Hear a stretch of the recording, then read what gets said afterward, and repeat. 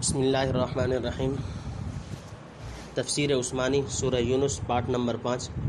کل آیت حتی یروا العذاب العلیم، ساری نشانیاں جب تک نہ دیکھ لیں عذاب دردناک۔ نمبر 1، فلولا کانت قریۃ آمنت، سو کیوں نہ ہوئی کوئی بستی کہ ایمان لاتی، فنفعہا ایمانہا، پھر کام آتا ان کو ایمان لانا، الا قوم یونس، مگر یونس کے قوم، لما آمنوا کشفنا عنہم العذاب، جب وہ ایمان لائی اٹھا لیا ہم نے ان پر سے عذاب الخزی، ذلت کا عذاب، فی الحیات الدنیا، دنیا کی زندگانی میں، ومتعناہم الی حین، اور فائدہ پہنچایا ہم نے ان کو ایک وقت تک۔ نمبر 2، وَلَوْ شَاءَ رَبُّكَ لَآمَنَ مَنْ فِي الْأَرْضِ كُلُّهُمْ جَمِيعًا، اور اگر تیرا رب چاہتا بے شک ایمان لے آتے جتنے لوگ کے زمین میں ہیں سارے تمام۔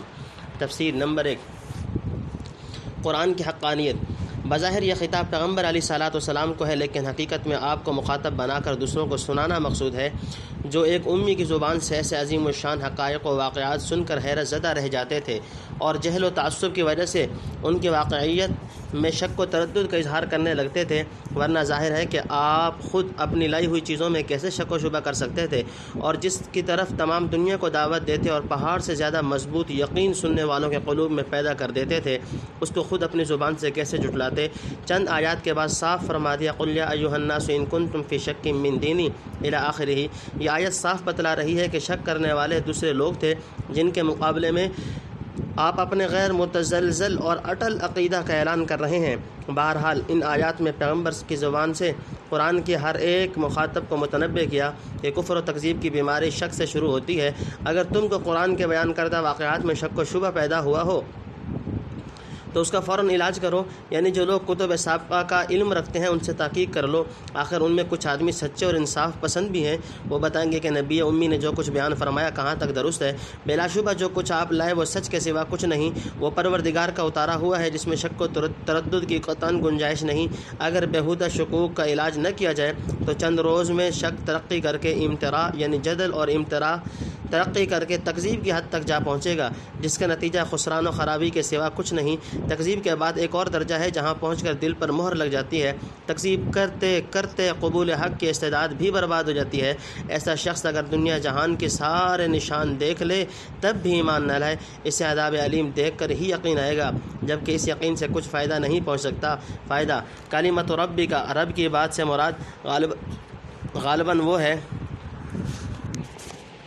جو دوسری جگہ فرمایا، لَأَمْلَأَنَّ جَهَنَّمَ مِنَ الْجِنَّةِ وَالنَّاسِ أَجْمَعِينَ، یعنی دوزخ کو جن و انس سے بھر دوں گا۔ جن لوگوں پر بدبختی، سوء استعداد اور شامت اعمال سے یہ بات علم الہی میں ثابت ہو چکی، یہاں ان کا ذکر ہے۔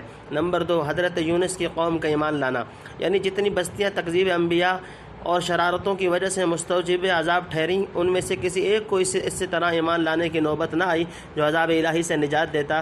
صرف یونس علیہ السلام کی قوم کی ایک مثال ہے جس نے ایمان لا کر اپنے کو آسمانی عذاب سے بال بال بچا لیا جو بالکل ان کے سروں پر منڈلا رہا تھا۔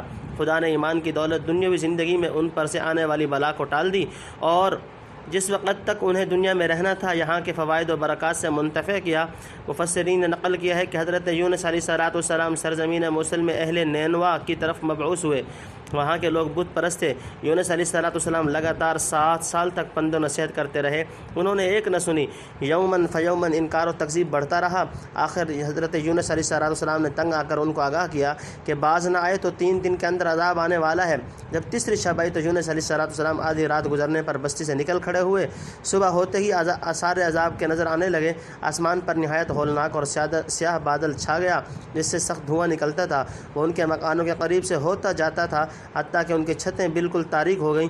یہ آثار دیکھ کر جب انہیں ہلاکت کا یقین ہو گیا تو یونس کی تلاش ہوئی، وہ نہ ملے تو سب لوگ عورتوں بچوں سمیت بلکہ مواشی اور جانوروں کو بھی ساتھ لے کر جنگل میں نکل آئے اور سچے دل سے خدا کی طرف رجوع ہوئے، خوف سے چیخیں مارتے تھے اور بڑے اخلاص و تضرع سے خدا کو پکار رہے تھے۔ چاروں طرف آہ و بکا کی آوازیں بلند ہو رہی تھیں اور کہتے جاتے تھے، آمنا بما جاء بہ یونس، جو کچھ یونس علیہ السلام لائے ہم اس پر ایمان لاتے ہیں۔ حق تعالیٰ نے ان کے تضرع و بکا پر رحم فرمایا اور آثار عذاب جو ہویدہ ہو چکے تھے اٹھا لیے گئے۔ یہاں پہنچ کر علماء سلف کے دو قول ہیں۔ اکثر علماء کہتے ہیں ابھی اصلی عذاب کا معائنہ تو ان کو نہ ہوا تھا، صرف علامات و آثار نظر آئے تھے۔ ایسے وقت کا ایمان شرعاً معتبر اور نافع ہے۔ ایمان بعث جو معتبر و مقبول نہیں، اس سے مراد یہ ہے کہ عین عذاب کو دیکھ کر اور اس میں پھنس کر ایمان لائے، جیسے فرعون نے سمندر کی موجوں میں پھنس کر اقرار کیا تھا۔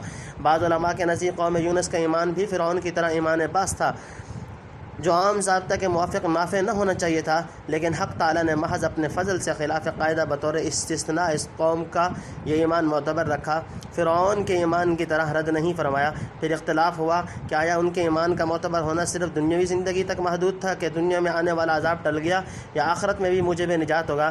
ابن کثیر نے دوسرے احتمال کو ترجیح دی ہے، یہاں دنیا و آخرت دونوں جگہ مفید و معتبر ہوگا، واللہ عالم۔ حضرت شاہ صاحب رحمۃ اللہ علیہ نے نہایت لطیف و دقیق طرز میں آیت کی تفسیر کی ہے، یعنی دنیا میں عذاب دیکھ کر یقین لانا کسی کو کام نہیں آیا مگر قوم یونس کو، اس واسطے کہ ان پر حکم عذاب کا نہ پہنچا تھا۔ حضرت یونس علیہ السلام کی شتابی سے محض صورت عذاب کے نمودار ہوئی تھی، تا ان کی نظر میں حضرت یونس کی بات جھوٹی نہ ہو، وہ ایمان لائے پھر بچ گئے اور صورت عذاب ہٹا لی گئی۔ اسی طرح مشرکین مکہ کے فتح مکہ میں فوج اسلام ان پر پہنچی قتل و غارت کے لیے، لیکن ان کا ایمان قبول ہو گیا اور امان ملی۔ حضرت یونس علیہ السلام کا قصہ کا بقیہ سورہ صافات وغیرہ میں آئے گا۔ افانت تکرہ الناس حتی یکونوا مؤمنین، اب کیا زبردستی کرے گا لوگوں پر کہ ہو جائیں با ایمان؟ نمبر 1، وما کان لنفس ان تؤمن الا باذن اللہ، اور کسی سے نہیں ہو سکتا کہ ایمان لائے مگر اللہ کے حکم سے۔ ویجعل الرجس علی الذین لا یعقلون، اور وہ ڈالتا ہے گندگی ان پر جو نہیں سوچتے۔ نمبر 2، قل انظروا ماذا فی السماوات والارض، تو کہہ دیکھو تو کیا کچھ ہے آسمانوں میں اور زمین میں۔ وما تغنی الآیات والنذر عن قوم لا یؤمنون، اور کچھ کام نہیں آتی نشانیاں اور ڈرانے والے ان لوگوں کو جو نہیں مانتے۔ نمبر 3، فهل ينتظرون الا مثل ایام الذین خلوا من قبلهم، سو اب کچھ نہیں جس کا انتظار کریں مگر انہی کے سے دن جو گزر چکے ہیں ان سے پہلے۔ قل فانتظروا انی معکم من المنتظرین، تو کہے کہ اب راہ دیکھو میں بھی تمہارے ساتھ راہ دیکھتا ہوں۔ نمبر 4، ثم ننجی رسلنا والذین آمنوا كذلك، پھر ہم بچا لیتے ہیں اپنے رسولوں کو اور ان کو جو ایمان لائے اسی طرح۔ حقا علینا ننجی المؤمنین، ذمہ ہے ہمارے بچا لیں گے ایمان والوں کو۔ نمبر 5، قل یا ایھا الناس ان، کہہ دے اے لوگو اگر۔ تفسیر نمبر 1، یعنی آپ کو یہ قدرت نہیں کہ زبردستی کسی کے دل میں ایمان اتار دیں، خدا چاہتا تو بے شک سب آدمیوں کے دلوں میں ایمان ڈال سکتا تھا، مگر جیسا کہ پہلے متعدد مواضع میں تقریر کی جا چکی ہے، ایسا کرنا اس کی تکوینی حکمت و مصلحت کے خلاف تھا، اس لیے نہیں کیا۔ نمبر 2، اللہ کی توفیق کے بغیر ایمان نہیں ملتا، خدا کی مشیت و توفیق اور حکم تکوینی کے بدون کوئی ایمان نہیں لا سکتا، اور یہ حکم و توفیق انہی کے حق میں ہوتی ہے جو خدا کے نشانات میں غور کریں اور عقل و فہم سے کام لیں۔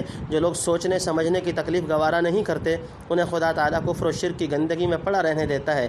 نمبر 3، یعنی سوچنے اور غور کرنے والوں کے لیے آسمان و زمین میں خدا کی قدرت و حکمت اور توحید و تفرید کے کیا کچھ نشان موجود ہیں، بلکہ ذرہ ذرہ اور پتہ پتہ اس کی توحید پر دلالت کرتا ہے، لیکن جو کسی بات کو ماننا اور تسلیم کرنا نہیں چاہتے ان کے لیے یہ سب نشانات و دلائل بیکار ہیں، اور ڈرانے والے پیغمبروں کی تنبیہ و تخویف بھی غیر مؤثر ہے۔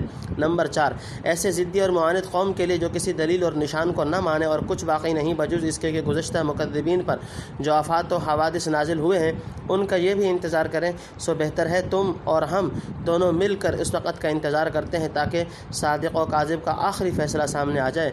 نمبر 5، یعنی جیسے پہلی قوموں کے ساتھ ہماری عادت رہی ہے کہ مکذبین کو ہلاک کر کے پیغمبروں اور مومنین کو بچایا، اسی طرح موجودہ اور آئندہ مومنین کی نسبت ہمارا وعدہ ہے کہ ان کو نجات دیں گے آخرت میں عذاب علیم سے اور دنیا میں کفار کے مظالم اور سختیوں سے۔ ہاں، شرط یہ ہے کہ مومنین ہوں، یعنی وہ صفات و خصائل رکھتے ہوں جو قرآن و حدیث میں مومنین کی بیان ہوئی ہیں۔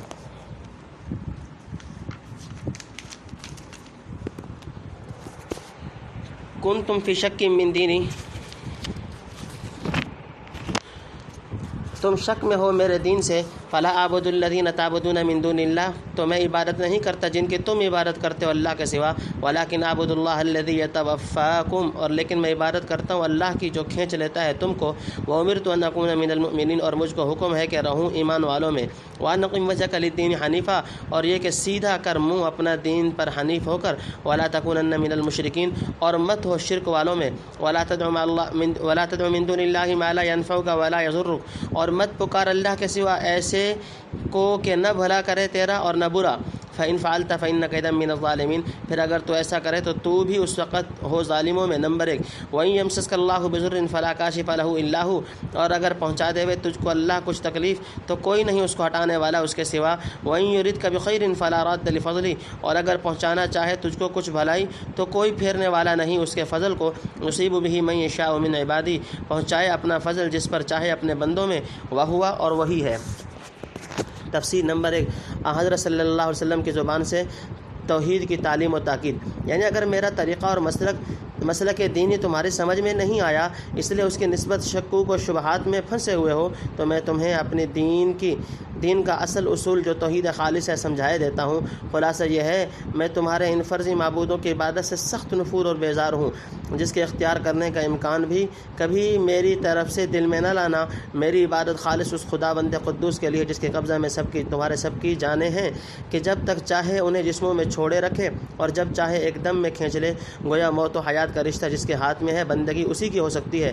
نہ صرف یہ کہ جوارح سے اس کی بندگی کی جائے، ضروری ہے کہ دل میں اس کی توحید و تفرید پر پورا یقین و ایمان ہو، اور ظاہر و باطن میں اسی دین حنیف پر جو ابراہیم خلیل اللہ کا دین ہے پوری ہمت اور توجہ سے مستقیم رہ کر شرک جلی و خفی کا تسمہ نہ لگا رہنے دیا جائے۔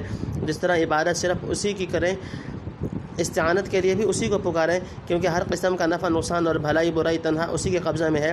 مشرکین کی طرح ایسی چیزوں کو مدد کے لیے پکارنا جو کسی نفع نقصان کا مالک نہ ہو، سخت بے موقع بات بلکہ ظلم عظیم یعنی شرک کا ایک شعبہ ہے۔ اگر بفرض محال نبی سے ایسی حرکت صادر ہو تو ان کی عظیم الشان شخصیت کا لحاظ کرتے ہوئے ظلم اعظم ہوگا۔ الغفور الرحیم، بخشنے والا مہربان۔ قل یا ایھا الناس قد جاءکم الحق من ربکم، الغفور الرحیم بخشنے والا مہربان۔ نمبر 1، قل یا ایھا الناس قد جاءکم الحق من ربکم، کہہ دے اے لوگوں پہنچ چکا حق تم کو تمہارے رب سے۔ فمن اہتدی فانما یہتدی لنفسہ، اب جو کوئی راہ پر آئے سو وہ راہ پاتا ہے اپنے بھلے کو۔ ومن ضل فانما یضل علیہا، اور جو کوئی بہکا پھرے سو بہکا پھرے گا اپنے برے کو۔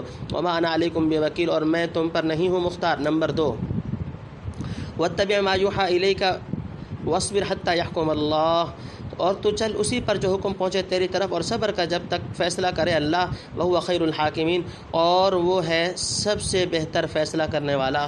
نمبر 3، تفسیر نمبر 1، جب ان چیزوں کے پکارنے سے منع کیا جن کے قبضے میں تمہارا بھلا برا کچھ نہیں، تو مناسب ہوا کہ اس کے بالمقابل مالک علی الاطلاق کا ذکر کیا جائے، جو تکلیف اور راحت اور بھلائی برائی کے پورے سلسلہ پر کامل اختیار و قبضہ رکھتا ہے، جس کی بھیجی ہوئی تکلیف کو دنیا میں کوئی نہیں ہٹا سکتا، اور جس پر فضل و رحمت فرمانا چاہے کسی کی طاقت نہیں کہ اسے محروم کر سکے۔ نمبر 2، یعنی حق واضح طور پر دلائل و براہین کے ساتھ پہنچ چکا، جس کے قبول نہ کرنے کا کوئی معقول عذر کسی کے پاس نہیں۔ خدا کی آخری حجت بندوں پر تمام ہو گئی، اب ہر ایک اپنا نفع نقصان سوچ لے۔ جو خدا کی بتلائی ہوئی راہ پر چلے گا دنیا و آخرت میں کامیاب ہوگا، جو اسے چھوڑ کر ادھر ادھر بھٹکتا پھرے گا خود پریشان اور ذلیل و خوار رہے گا۔ اپنے بھلے برے کو خوب سمجھ کر ہر شخص اپنے مستقبل کا انتظام کر لے، اور جو راستہ پسند ہو اختیار کرے۔ پیغمبر کوئی مختار بن کر نہیں بھیجے گئے جو تمہارے افعال کے ذمہ دار اور جواب دہ ہوں، ان کا کام صرف آگاہ کر دینا اور راستہ بتلا دینے کا ہے، اس پر چلنا چلنے والے کے اختیار میں ہے۔ نمبر 3، حضرت صلی اللہ علیہ وسلم کو تسلی، اس میں حضرت صلی اللہ علیہ وسلم کو تسلی دی گئی کہ اگر یہ لوگ حق کو قبول نہ کریں تو اپنے کو ان کے غم میں نہ گھلائیں۔ آپ حق تعالیٰ کے احکام کی پیروی کرتے رہیے اور تبلیغ وغیرہ کے کام میں لگے رہیے، اور جو شدائد اس راستہ میں پہنچے ان پر صبر کیجیے۔ مخالفین کی اظہار آسانیوں کا تحمل کرتے رہنا چاہیے، یہاں تک کہ خدا آپ کے اور ان کے درمیان بہترین فیصلہ کر دے، یعنی حسب وعدہ آپ کو منصور و غالب کرے یا جہاد کا حکم بھیج دے۔ تم سورہ یونس علیہ السلام بمنہ تعالی وفضلہ فللہ الحمد علی ذلک۔ سورہ یونس الحمدللہ اپنے اختتام کو پہنچی۔